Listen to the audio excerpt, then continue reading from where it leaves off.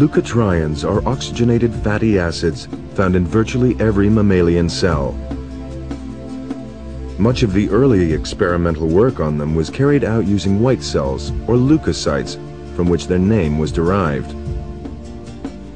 One subset of leukotrienes, the cysteinyl leukotrienes, plays a role in several inflammatory conditions, including allergic asthma, in which there are acute and chronic reactions to the inhalation of allergens. In this short film, we'll be looking at the consequences of allergen inhalation and the subsequent release of cysteinyl leukotrienes. When symptomatic, the asthmatic individual experiences sensations of chest tightness, wheezing, cough, expectoration of sticky phlegm, and a feeling of suffocation.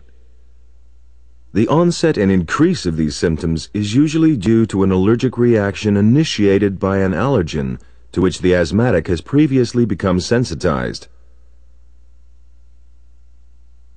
The consequences of this allergic inflammatory reaction profoundly affect most of the components of the airway wall in the conducting airways, including bronchial smooth muscle, the contractile tissue, mucus glands lying deep in the airway wall, blood vessels which are found both deep and also lying beneath the surface epithelium, and the epithelial lining composed of many cell types, including ciliated and mucus cells. If this epithelium is viewed from the surface using a scanning electron micrograph, it shows the bulging tops of the goblet cells within a sea of cilia. Here we see the cilia which move the overlying rafts of mucus. Let's return to the epithelium as it appears in transmission electron micrographs, which have been tinted with color. To the allergic individual, an allergen is a foreign invader, and the body treats it as such.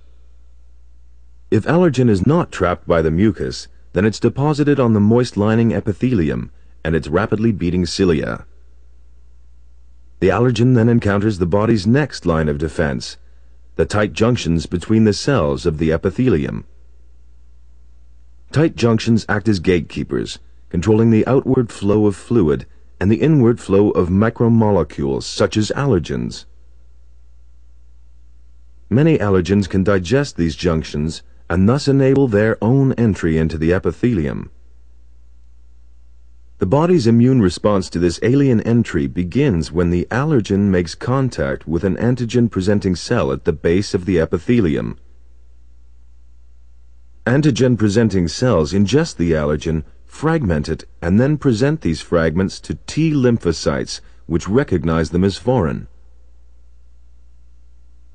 This leads to the creation of memory T lymphocytes, which remember this particular allergen. On subsequent exposure to these remembered allergens, there is a vigorous reaction from T lymphocytes, which make and release a number of pro-inflammatory mediators and regulatory molecules, including interleukins. Interleukins are molecules which regulate the immune response. In allergic individuals, these are predominantly interleukin 4 and interleukin 5. Interleukin 4 is of special interest in allergic asthma because it stimulates B lymphocytes to make allergen-specific IgE. IgE attaches to the surface of mast cells and enables the mast cell to recognize the allergen on contact. This results in an explosive release of histamine, packaged in granules. But this is not all. Activated mast cells also begin to synthesize cysteinyl leukotrienes, including LTC4, D4, and E4.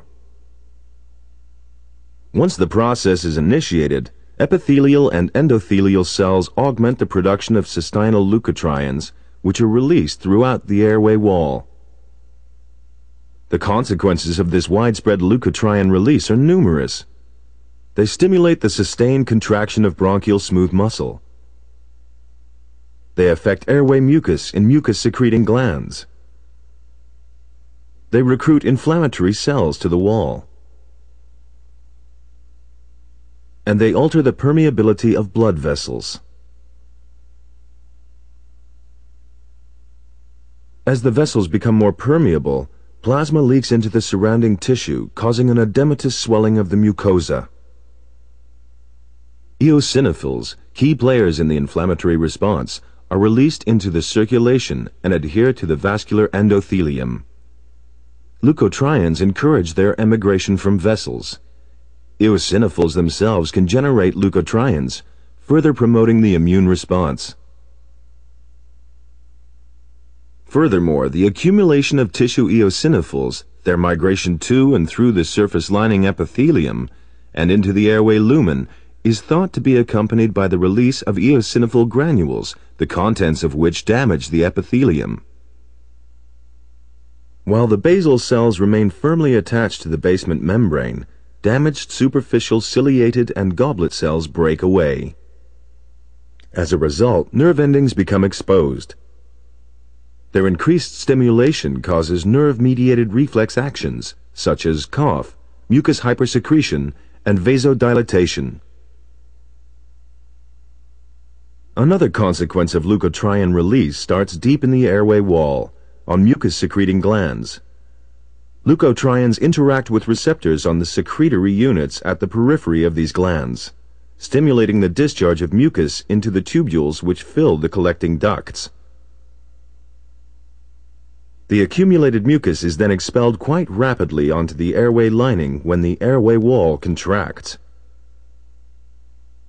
These scanning electron micrographs show the increased secretions overwhelming the cilia of the damaged surface. Mucociliary clearance is reduced.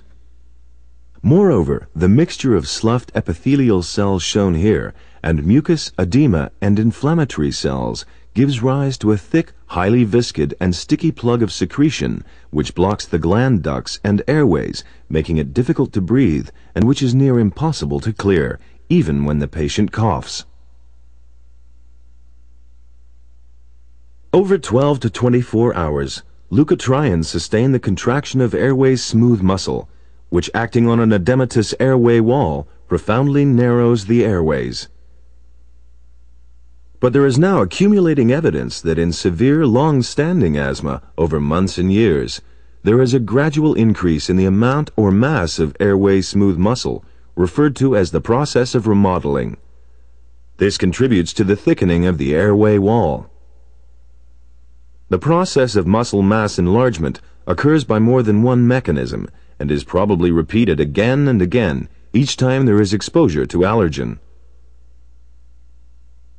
One mechanism is the multiplication and proliferation of individual muscle cells, which make up the muscle bundles and which enlarge as a result. And recently reported studies show that muscle cells may alter their structure and function as a reaction to allergen stimulation to form motile, contractile cells. It is likely that these migrate away from the original blocks of smooth muscle deep in the airway wall to sites close to the surface epithelium. Here they form new muscle bundles in addition to those normally present. It is this situation of an increased force of contraction of chronically increased airway smooth muscle, contracting an edematous thickened and chronically inflamed airway wall, squeezing a lumen already blocked by an inflammatory exudate, which can lead to a life-threatening attack, an attack which may be difficult or impossible to reverse, and which may end tragically. Treatment needs to be initiated long before this acute situation develops. Thus, leukotrienes are associated with the inflammatory process, which contributes to the signs and symptoms of asthma. Blocking the cystinoid leukotriene receptors on key target cells is one way of preventing or attenuating the signs and symptoms of asthma. In mucus-secreting cells, their blockade may help to reduce mucus. In endothelial cells, it is likely to lead to reduced microvascular leakage with less edema and fewer eosinophils. And on airway smooth muscle cells, it is likely to reduce bronchoconstriction and smooth muscle cell proliferation.